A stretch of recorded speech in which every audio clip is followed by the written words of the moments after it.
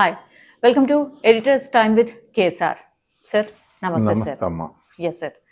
Sir, రాజకీయ నాయకులకు in generally sir స్వాముల దగ్గరికి వెళ్ళడం, ఆశీర్వచనాలు తీసుకోవడం ఇదైతే క్వైట్ కామన్. రాజుల కాలం నుంచి జరుగుతుంది, అది నడుస్తూనే వస్తుంది, ఇప్పటికి కూడా కంటిన్యూ అవుతూనే ఉంది సార్.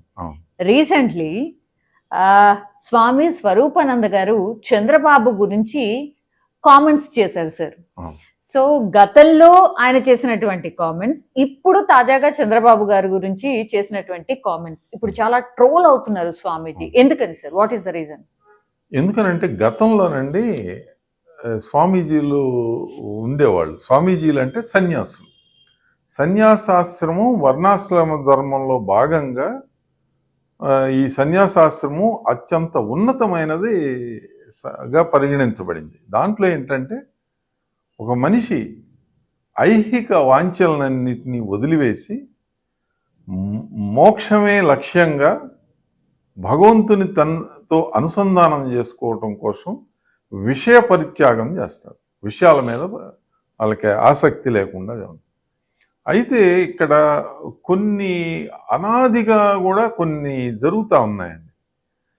ఈ గురువు వేరు, రాజగురువు వేరు, రాజ సన్యాసి వేరు. రాజ సన్యాసి అంటే ఒక రాజ్యం, రాజుని విష్ణు స్వరూపంగా భావిస్తారు.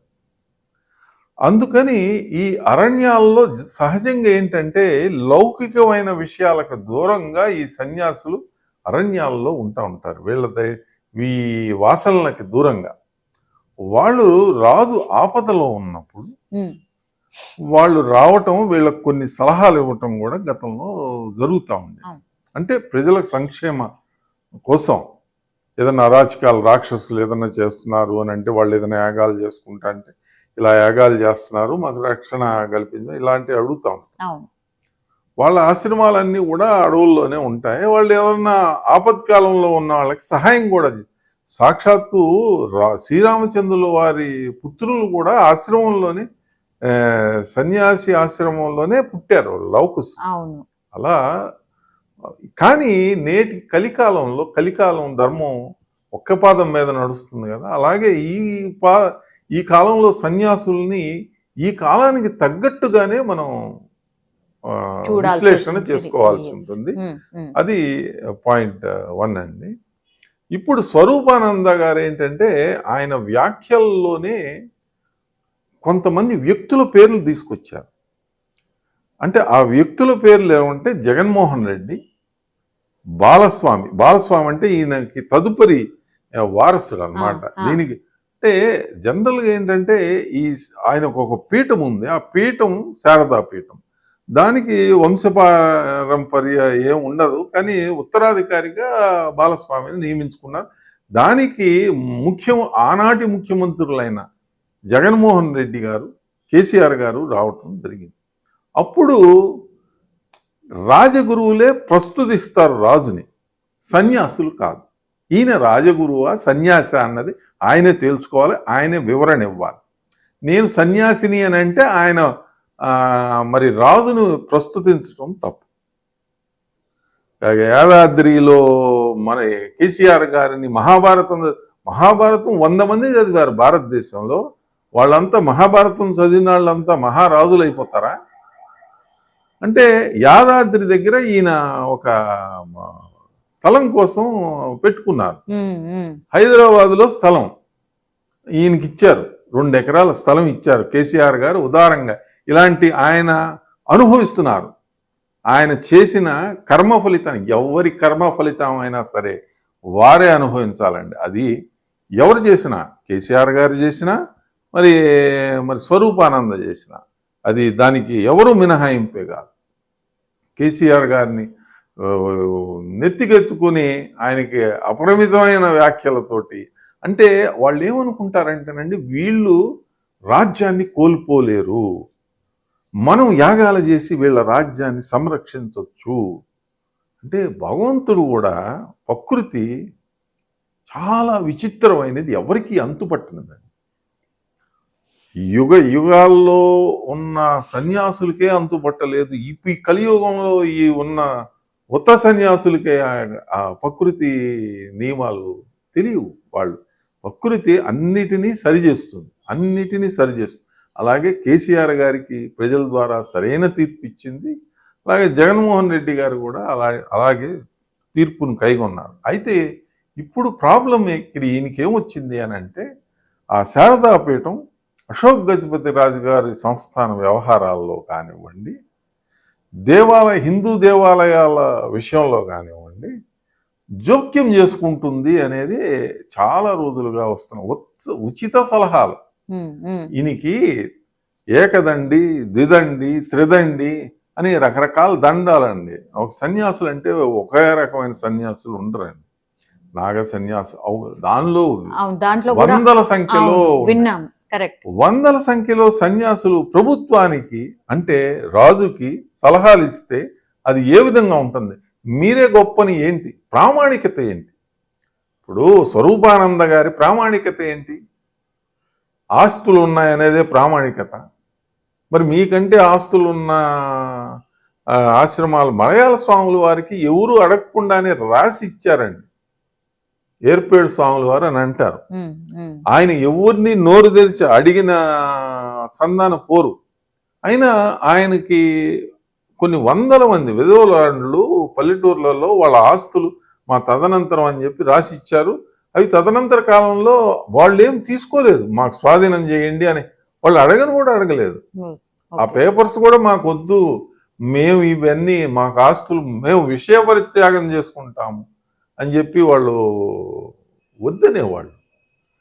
అలాంటి స్వామీజీలు అన్నీ ఉన్న ఆంధ్రప్రదేశ్లో ఇలాంటి స్వామీజీలు ప్రభుత్వం నుంచి ఆస్తి అంటే ఎవరు? ప్రజలది. ప్రజలు వాలంటరీగా ఇచ్చింది కాదండి.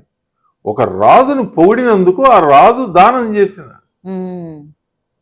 అసలు వాళ్ళు దానాలు కూడా తీసుకోకూడదు అంటే విషయ పరిత్యాగం. మరి ఏదో జరిగిపోయింది. అందులో ఇంకో ముఖ్యంగా ఆయన మురళీమోహన్ గారిని తీసుకొచ్చారు, మరి TV5 నాయుడు గారిని తీసుకొచ్చారు, ABN రాధాకృష్ణ గారిని. ఇదేంటంటే ఒక రకమైన అంటే వీళ్ళంతా నాకు తెలుసు, నాకు తెలుగుదేశం నుంచి నాయకులారా జాగ్రత్త, వీళ్ళంతా నాకు తెలుసు, నేను మురళీమోహన్ గారికి పెద్ద యాగం చేశాను. అయితే ఏంటి? మురళీమోహన్ గారు 100 మందితో చేయించుకుంటారు. మురళీమోహన్ గారికి జగన్మోహన్ రెడ్డి గారు కూడా తెలుసు స్వయంగా, మరి వైసీపీలో ఉన్న నాయకులంతా తెలుసు. అయితే తీసుకొచ్చి వాళ్ళని చంద్రబాబు నాయుడు గారు యాక్సెప్ట్ చేయాలా? తెలుగుదేశం పార్టీ యాక్సెప్ట్ చేయాలా? రాధాకృష్ణ గారికి అందరూ తెలుసు, వైసీపీ నాయకులు అందరూ తెలుసు. భారత ముఖ్యమంత్రి కేసీఆరే ఆయనకి సన్నిహితుడు. మరి అలా అని చెప్పి అంటే అవన్నీ ఎందుకు తీసుకొస్తారంటే, ఆయన ఇప్పుడు కొంచెం ఇబ్బందికరమైన వాతావరణంలో ఉన్నారు. కారణం ఏంటంటే ఆయన చేసిన వ్యాఖ్యలు. సహజంగా అండి, చంద్రబాబు నాయుడు గారు ఈ స్వామీజీల మీద వ్యాఖ్యలు ఆయన చేయడు, ఏ విధమైన వ్యాఖ్యలు చేయడు. వాళ్ళ పాపానికి వాళ్లే పోతారు అన్నట్టు ఆయన ఇగ్నోర్ చేస్తారు. ఆయన ఇగ్నోర్ చేసింది ఆయనకే. ఎందుకంటే ఇదే జగన్మోహన్ రెడ్డి గారికి 5 సంవత్సరాల పాటు తపస్సు చేశారు. ఇది జగన్మోహన్ రెడ్డి విషయ పరిత్యాగం చేసిన సన్యాసి ఒక ఆశ్రమంలో ఒక వ్యక్తి కోసం అంటే అతని మీద 18 కేసులు ఉన్నాయి. ఎవరు కేసులు పెట్టారు అంటే ఈ స్వామీజీ నమ్ముతున్నాడు ఆయన మీద కేసులు అవన్నీ తప్పు అని. చర్చ, సామాన్య ప్రజలకు చర్చ. అంటే చంద్రబాబు నాయుడు గారు మాకేం ఆస్తులు ఇవ్వలేదు, ఆయన అదిగా మేము చెప్పింది కూడా పట్టించుకోలేదు. అది తిరుపతి దేవస్థానం మీద వీళ్ళ ఆధిపత్యం ఏమిటి? శైవాగమనం అంటే స్వామీజీల్లో కూడా వైష్ణవ సాంప్రదాయాన్ని ఫాలో అయ్యేది తిరుపతి దేవస్థానం. ఈయన ఏ సాంప్రదాయాన్ని ఫాలో అవుతున్నాడు అనేది ప్రజలకు కూడా వివరణ తెలియాలి, చెప్పాలి. స్వరూపానంద స్వామి అంటే ఏ శైవాగమనం ఫాలో అవుతున్నారు, వైష్ణవ ఆచారాలను ఫాలో అవుతున్నారా, ఏమి విశిష్టాద్వైతమా ద్వైతమా అనేది అలా దాంట్లో తెలుస్తుంది కదా. వాళ్ళు సాంప్రదాయబద్ధంగా అక్కడ ఆచార్యులు ఉన్నారు, వాళ్ళ సలహాలని ప్రభుత్వం పాటిస్తుంది.